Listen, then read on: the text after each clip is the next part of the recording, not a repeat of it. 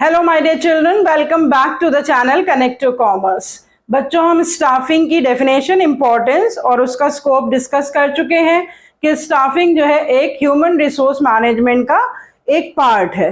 अब हम आगे प्रोसीड करेंगे कि किस तरह से स्टाफिंग फंक्शन किसी भी ऑर्गेनाइजेशन में परफॉर्म किया जाता है, क्या क्या स्टेप्स लेने पड़ते हैं स्टाफिंग फंक्शन परफॉर्म करने के लिए।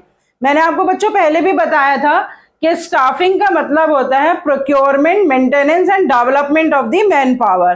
तो अकॉर्डिंगली स्टाफिंग प्रोसेस में टोटल 8 स्टेप्स होते हैं और उनको मैंने इस तरह से लिखा और आपको पहले भी बताया था कि कभी भी बच्चों आपको कोई भी प्रोसेस एक्सप्लेन करना हो तो आप हमेशा स्टेप्स इसी तरह से शो करेंगे। फर्स्ट स्टेप को सबसे पहले नीचे लिखेंगे और उसके बाद उसको आगे प्रोग्रेस करके दिखाएंगे, क्योंकि इसी तरह से जो है वो कोई भी प्रोसेस आगे बढ़ता है।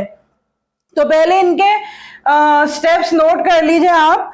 Estimating man power requirements, recruitment, selection, placement and orientation, training and development, performance appraisal, promotion and career planning and compensation. देखो बच्चों, जब किसी भी ऑर्गेनाइजेशन में लोग चाहिए होते हैं तो सबसे पहले उनकी रिक्वायरमेंट्स डिटरमाइन की जाती हैं और किसी भी चीज को डिटरमाइन करने के लिए सबसे पहले प्लानिंग की जरूरत पड़ती है।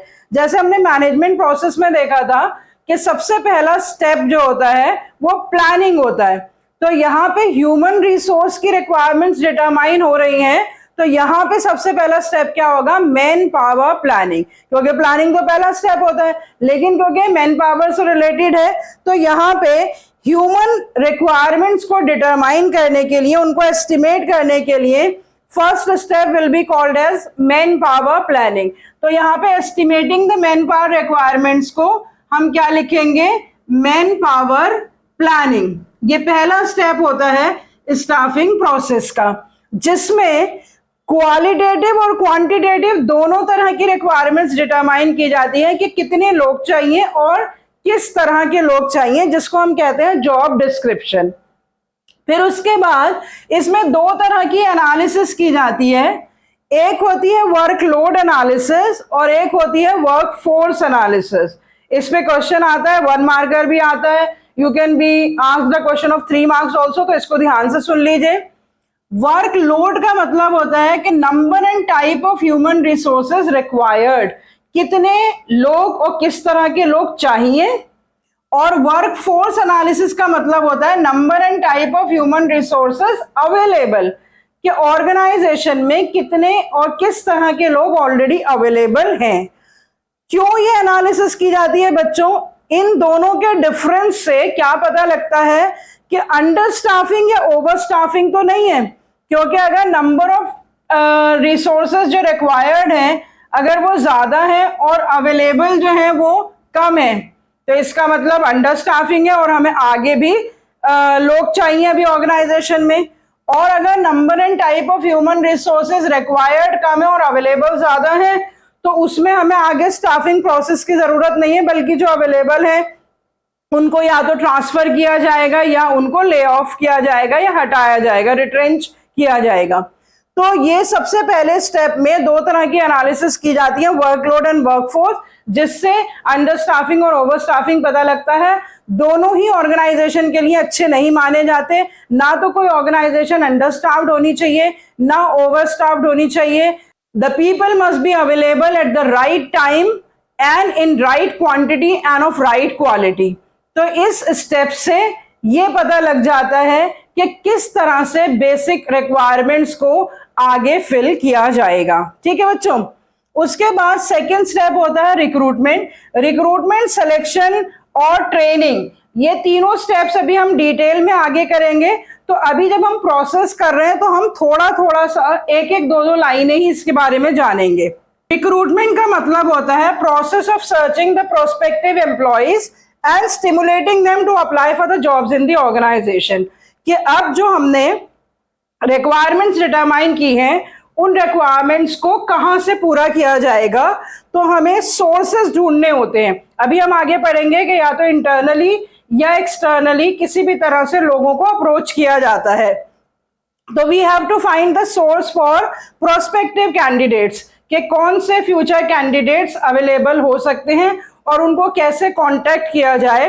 इस प्रोसेस को हम कहते हैं रिक्रूटमेंट। ठीक है, तो अब मैन पावर रिक्वायरमेंट्स डिटरमाइन हो गई और ये भी डिटरमाइन हो गया कि कैसे उन मैन पावर रिक्वायरमेंट्स को कांटेक्ट किया जाएगा। Now various people will apply for the job in the organisation.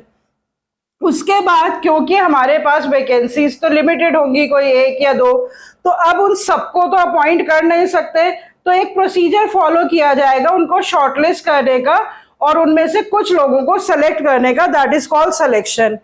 Process of choosing from among the pool of prospective candidates. और सिलेक्शन के दो पर्पसेस होते हैं बच्चों, एक तो ये इंश्योर करना कि organisation gets the best candidates, और दूसरा कि जो सिलेक्टेड कैंडिडेट होगा उसकी सेल्फ एस्टीम को एनहांस करना।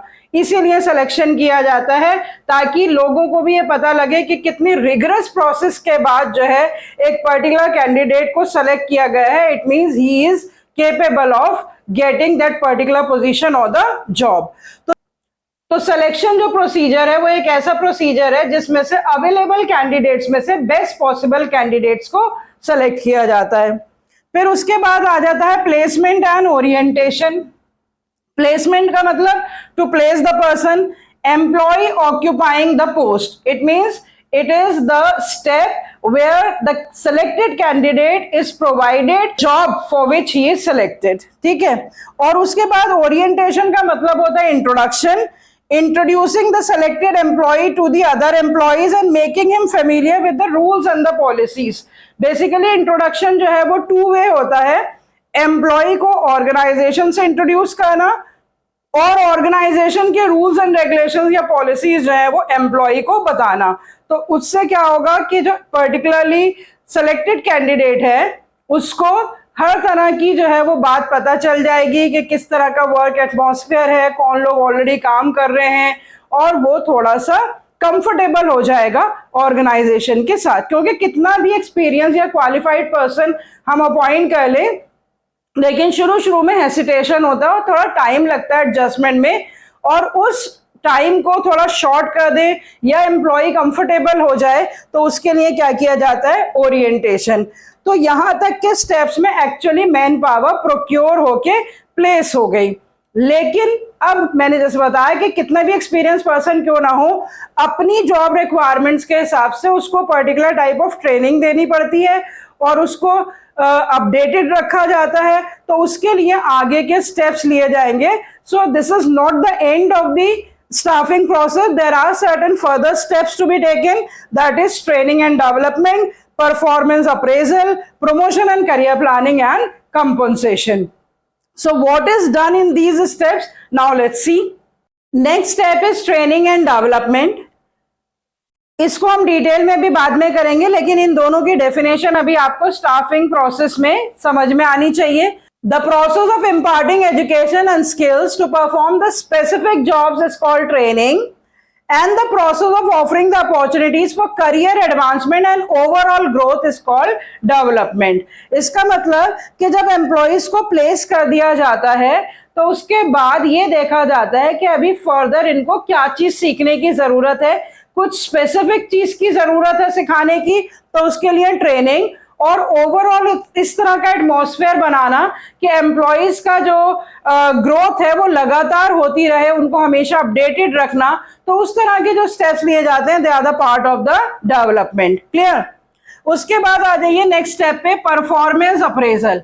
अब जब एम्प्लॉय को पर्टिकुलर ट्रेनिंग दी जा रही है और सफिशिएंट टाइम हो गया उनको ट्रेन करते हुए, तो ये देखा जाएगा कि वो ट्रेनिंग मेथड्स कितने सक्सेसफुल हैं, क्या एम्प्लॉइज अभी भी कंपनी की रिक्वायरमेंट्स के हिसाब से परफॉर्म कर पा रहे हैं या नहीं। सो द प्रोसेस और the step of evaluating the performance after defining the job and training and then providing the feedback. इस वाले स्टेप में तीन चीजें इंक्लूड हो जाएंगी बच्चों, कि सबसे पहले तो एम्प्लॉइज को बिल्कुल क्लियरली डिफाइन कर दिया जाएगा कि आपका जॉब क्या है और किस तरह से आपको परफॉर्म करना है, बेंचमार्क्स दे दिए जाएंगे। उसके बाद उनको ट्रेनिंग दी जाएगी कि किस हिसाब से आपको ये काम करना है, और फिर ये बताया जाएगा एम्प्लॉइज को फीडबैक देकर कि क्या आप एज पर द एक्सपेक्टेशंस काम कर रहे हैं या नहीं, and this whole step is called as the performance appraisal, means evaluating the performance of the employees. Clear? अब उसके बाद आ जाइए नेक्स्ट स्टेप पे, प्रमोशन एंड करियर प्लानिंग। अब अगर फीडबैक से पता लगता है कि कुछ कैंडिडेट जो है बहुत ही एफिशिएंटली काम कर रहे हैं and they deserve the promotion, तो अब मैनेजमेंट जो है ये डिसाइड करती है कि कौन से एम्प्लॉइज को हम प्रमोट कर सकते हैं और उनकी करियर एडवांसमेंट अपॉर्चुनिटीज के लिए हम क्या क्या कर सकते हैं। तो transferring the deserving candidates to the high positions, that is called promotion. And career planning means encouraging them to realize their full potential, ताकि हम उनको बताएं कि किस तरह से टाइम बाउंड प्रमोशंस होंगी या परफॉर्मेंस बेस्ड प्रमोशंस होंगी। तो एम्प्लॉइज को अच्छी तरह से पता होना चाहिए कि अगर उनका फीडबैक पॉजिटिव है तो उनके कितने चांसेस हैं to be transfer to the higher positions with high responsibilities, high pay, high status, everything enhances in case of a promotion. तो जब फीडबैक दे दिया जाता है उसके बाद एम्प्लॉइज को प्रमोट करने का या उनको अच्छी जगह पे ट्रांसफर करने का डिसीजन लिया जाता है। That is also a part of the staffing process. Then comes the compensation. Compensation plays a very, very important role to provide the satisfaction to the employees, to give them the financial security. Rather, it is the basic means towards which the employee gets attracted. कोई भी organisation में जब कोई भी join करता है तो सबसे पहले वो किस चीज से अट्रैक्ट होता है कि उसको वर्क डन का जो रिटर्न रिवॉर्ड है वो कितना मिलेगा। तो कंपनसेशन के बहुत सारे मेथड्स होते हैं, time rate method, piece rate method, differential piece rate method भी हम पढ़ चुके हैं। तो कोई सा भी एक मेथड जो है वो ऑर्गेनाइजेशन डिसाइड करती है, कभी कभी इनका कॉम्बिनेशन भी इस्तेमाल किया जाता है। और उसमें जब एम्प्लॉइज उनके हिसाब से परफॉर्म करते हैं तो उनको क्या प्राइस दिया जाए, उनको क्या पेमेंट दी जाए, rewarding them according to the work done by them is also a part of staffing. So employees should be maintained and they should be motivated to perform better in the future with the help of the compensation. और इसमें आप ये भी explain कर सकते हैं कि दो तरह की जो है वो पेमेंट्स इंक्लूड होती हैं कॉम्पनसेशन में। एक तो मिनिमम जो वेजेस, सैलरीज, कमीशन, बोनस, ये सारे जो है वो डायरेक्ट पेमेंट्स होती हैं जो एम्प्लॉइज को दी जाती हैं। लेकिन समटाइम्स आपने सुना होगा पैकेज होता है, तो उसमें जरूरी नहीं है कि हर चीज कैश पेमेंट्स में की जाए, कुछ इनडायरेक्ट पेमेंट्स भी होती हैं, लाइक प्रोवाइडिंग देम वेकेशंस और एम्प्लॉयर पेड इंश्योरेंस स्कीम्स, उनकी और उनके फैमिली मेंबर्स के इंश्योरेंस कवर उन्हें प्रोवाइड किए जाते हैं, या उनको कन्वेंस के लिए या उनके बच्चों के लिए जो एजुकेशन है वो रेम्बर्समेंट की जाती है, या मेडिकल बिल्स रेम्बर्स किए जाते हैं। तो इस तरह की डायरेक्ट और इनडायरेक्ट पेमेंट सभी जो है वो पार्ट ऑफ कंपनसेशन है और जो कि स्टाफिंग का एक पार्ट है। तो टोटल 8 स्टेप्स में हमने स्टाफिंग प्रोसेस को कंप्लीट करा है। इसमें 4 स्टेप्स जो हैं वो प्लेसमेंट तक के जो स्टेप्स हैं वो प्रोक्योरमेंट तक के हैं, और बाकी के जो स्टेप्स हैं वो maintenance and development of the man power से रिलेटेड है। लेकिन total 8 steps are there in the process of staffing, और उन 8 स्टेप्स के आपको मीनिंग पता होने चाहिए और उनको आप एक एक दो दो लाइनों में एक्सप्लेन करेंगे। I hope it is clear to everyone. If you're finding the explanation fruitful and understandable, I request you to like and subscribe my channel and share it with other students as well. So next time I will come up with the next topic in the chapter staffing, that is the recruitment, selection and training in detail, the 3 elements of staffing we are going to do.